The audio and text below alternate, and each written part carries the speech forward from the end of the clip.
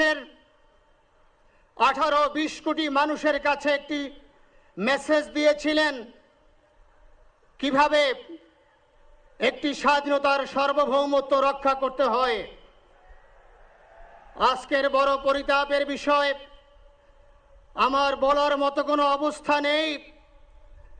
আপনারা জানেন যে শরীফ ওসমান হাদির একটি বাচ্চা মাত্র 8 মাস বয়স।